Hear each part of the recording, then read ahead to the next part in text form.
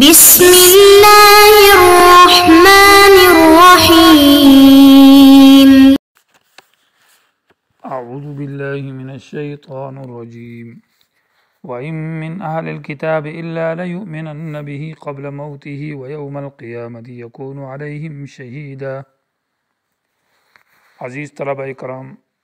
سبق نمبر 325 سورۃ النساء آیت نمبر 159 تا آیت نمبر 163۔ آیات کریمہ کا ترجمہ: اور اہل کتاب میں سے کوئی بھی نہیں مگر ایمان لائیں گے ضرور بضرور حضرت عیسیٰ علیہ السلام پر ان کی موت سے قبل، اور حضرت عیسیٰ علیہ السلام قیامت کے دن ان لوگوں کے خلاف گواہ بنیں گے۔ پس سبب ظلم کے ان لوگوں کی طرف سے جو یہودیت اختیار کر گئے، ہم نے حرام کی ہے طیبات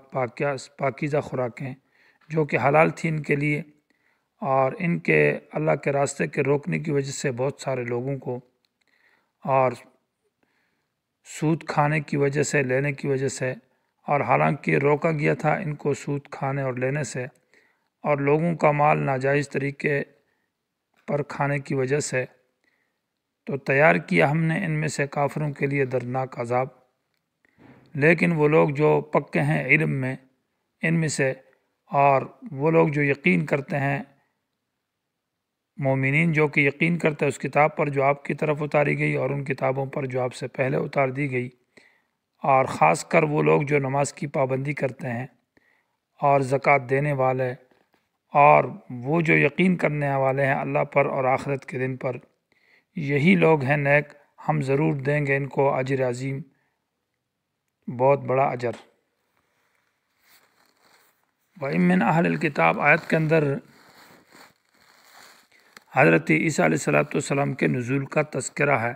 پہلے حضرت عیسیٰ علیہ السلام کے رفع کا ذکر تھا، رفع عیسیٰ کے بعد اب نزول عیسیٰ کا ذکر ہے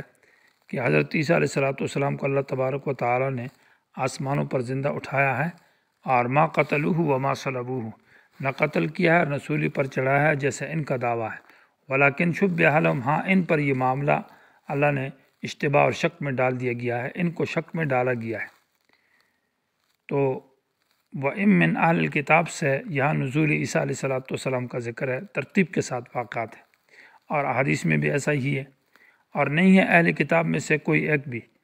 وَإِن مِّنْ أَهْلِ الْكِتاب، یہ ان کا مشبہ بلیسا ہے، من اہل الکتاب خبر مقدم ہے، احد اس کا اسم محذوف ہے، نہیں ہے اہل کتاب میں سے کوئی ایک بھی، الا لیؤمنن مگر ضرور بضرور ایمان لائیں گے، بھی عیسیٰ علیہ السلام پر، ہی ضمیر کا مرجع حضرت عیسیٰ علیہ السلام ہے، قبل موتی ہی، اور حضرت عیسیٰ علیہ السلام کی موت سے پہلے، موت ہی میں ہی ضمیر عیسیٰ علیہ السلام کی طرف، اور بھی میں بھی یہ ضمیر حضرت عیسیٰ علیہ السلام کی طرف لوٹ رہی ہے، اور احادیث صحیح کے اندر بھی اس آیت کی یہی توجیہ کی گئی، یعنی یہی معنی بیان کیا گیا ہے۔ وَيَوْمَ الْقِيَامَةِ، اور قیامت کے دن، یکون علیہم شہیدا، عیسیٰ علیہ السلام ان اہل کتاب کے خلاف گواہی دیں گے، اور اس گواہی کا ذکر سورہ مائدہ آیت نمبر 117 کے اندر ہے کہ فلما توفیتنی کنت انت الرقیب علیہم،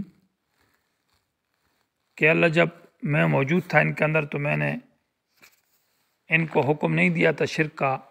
ما قلت لهم الا ما امرتنی به ان اعبدوا اللہ ربی و ربکم، میں نے ان کو یہ نہیں کہا تھا کہ میری عبادت کرو بلکہ اللہ کی عبادت کرو، اور یہ گواہی میں اس وقت تھا جب میں ان پر گواہ ہوں، جب تک میں ان کے اندر موجود تھا، جب آپ نے مجھے اٹھا لیا تو کنت انت الرقیب علیہ، پھر آپ ہی نگران ہے، وانت علی کل شیء شہید، اور ہر چیز پر آپ حاضر ناظر ہیں، تو وہ گواہی مراد ہے۔ فبظلم من الذین ہادوا، یہاں سے یہودیوں کے اوپر اس سزا کا، یعنی طیبات حرام ہو گئے، تو اس کے اسباب کا ذکر ہے، یعنی پیچھے ذکر کیا گیا تھا کہ یہود کی خباثتوں کا بیان ہے، لیکن دو قسم کی خباثت ہے، ایک محض ان کی خباثتوں کی حیثیت سے ذکر کی جا رہی ہے، اور دوسری قسم کی وہ خباثات جو ان کے لیے طیبات کے تحریم حرام ہونے کا ذریعہ اور سبب بنا ہے۔ تو فبظلم سے یہاں ظلم سے اشارہ ہے قبائح مذکورہ کی طرف، جو اس آیت میں سے پہلے اس صورت کے اندر جو ان کی خباثتیں اور برائیاں ذکر ہے، تو بس سبب ظلم کے الذین، ان لوگوں کی طرف سے، ہادو جنہوں نے یہودیت اختیار کی یا جو یہودی تھے، حرمنا علیہم ہم نے حرام کیا، بند کر دیا ان کے اوپر طیبات پاک چیزیں، اور طیبات سے مراد یہ ہے کہ اونٹ کا گوشت ہو گیا، شتر مرغ ہو گیا، اور جانوروں کی جو چربی ہو گئی۔ سورہ انعام آیت نمبر 146 کے اندر اس کا ذکر ہے، اس طرح سورہ نحل میں آیت نمبر 118 کے اندر بھی اس کا حوالہ دیا گیا ہے۔ تو طیبات کی حرمت کے ساتھ ساتھ اللہ تبارک و تعالیٰ نے ان پر غضب اور ذلت اور مسکنت بھی اللہ نے نازل کی، اللہ نے ان پر قہر و غضب نازل کیا، ان کو ذلیل کیا، ضربت علیہم الذلۃ والمسکنۃ وباؤوا بغضب من اللہ، اور طیبات بھی ان کے اوپر اللہ نے بند کر دیے، احلت لہم جو حلال تھے ان کے لیے پہلے سے۔ وبصدہم عن سبیل اللہ سے اسباب جدیدہ کا ذکر ہے کہ رسول اللہ صلی اللہ علیہ وسلم کے زمانے کے اندر ان کی اور بھی خرابیاں تھیں، وہ یہ کہ آپ صلی اللہ علیہ وسلم پر ایمان لانے سے، قرآن پر ایمان لانے سے، اسلام پر لانے کی طرف آنے سے لوگوں کو روکتے تھے، یعنی حق راستے میں رکاوٹ بنتے تھے۔ تو اس وجہ سے بھی اللہ تعالیٰ نے یہ سزائیں ان کو ذلت اور مسکنت کی سزا دی ہے۔ تو ایک تو ان کا یہ مذکورہ جو خرابیاں ہیں ان کا ذکر ہے، ظلمن میں ان کی طرف اشارہ ہے، اور وہ بصدہم نے نبی علیہ السلام کے زمانے میں جو ان کے اسباب ہے اور جو ان کی خباثت ہیں ان کی طرف اشارہ ہے، اور بسبب روکنا ان کا لوگوں کو اللہ کے راستے سے، بہت کثیراً من اکثر لوگوں کو اللہ کے راستے سے انہوں نے روکا ہے۔ وَأَخْذِهِمُ الرِّبَا، یہ ایک اور بڑا سبب ہے جو ان پر لعنت کا اور ذلت کا سبب بنا اور طیبات کی حرمت کا ذریعہ بنا، کہ سود کھانے کی وجہ سے اور لینے کی وجہ سے۔ اخذ معنی لینا ہے، اور کیونکہ وَأَخْذِهِمُ الرِّبَا اس وقت سب سے بڑا جو ہے مرکزی سود ہے وہ اسرائیل ہے، اور اسرائیل اس کی بنیاد ہے، تو دنیا میں اس وقت بھی سود رائج ہے۔ وَأَخْذِهِمُ الرِّبَا، یہودی جہاں رہتے ہیں یہ سود لیتے تھے، وقد نہوا عنہ، حالانکہ ان کو روکا گیا تھا اس سود کے لینے اور استعمال کرنے اور کھانے سے۔ وَأَكْلِهِمْ أَمْوَالَ النَّاسِ بِالْبَاطِلِ، اور لوگوں کا مال ناجائز طریقے سے، غصب سے، اور مطلب یہ ہے کہ رشوت کے ذریعے سے، اور مختلف دین فروشی اور ہیلے بہانے کر کے ناجائز طریقوں سے لوگوں کا مال کھانا، ان وجہوں سے ان کے اوپر اللہ تبارک و تعالیٰ نے طیبات کو حرام کیا، اللہ نے ذلیل کیا، رسوا کیا۔ وَأَعْتَدْنَا لِلْكَافِرِينَ، اور یہی اسباب آج اس امت کے اندر بھی موجود ہے، آپ دیکھ رہے ہیں۔ یہ ایسا نہیں ہے کہ یہودیوں کو خطاب تو ہم کو ہے، اور ان بنی اسرائیل قد مضوا وانتم تعنون یا امت محمد، کہ بنی اسرائیل تو گزر گئے، اور یہ باتیں بنی اسرائیل کی بتا کر مجھے اور آپ کو کہا جا رہا ہے، یہ ہماری اس امت کے اندر یہ خرابیاں آج موجود ہے۔ سود کھانا ہے، لوگوں کا مال ناجائز طریقے سے استعمال کرنا ہے، اور لوگوں کو اسلام سے اور دین سے روکنا ہے، اور مزید ہمارے اندر جو یہودیوں کی خباثتیں تھیں اور برائیاں تھیں وہ بھی پائی جا رہی۔ وَأَعْتَدْنَا لِلْكَافِرِينَ مِنْهُمْ عَذَابًا عَلِيمًا،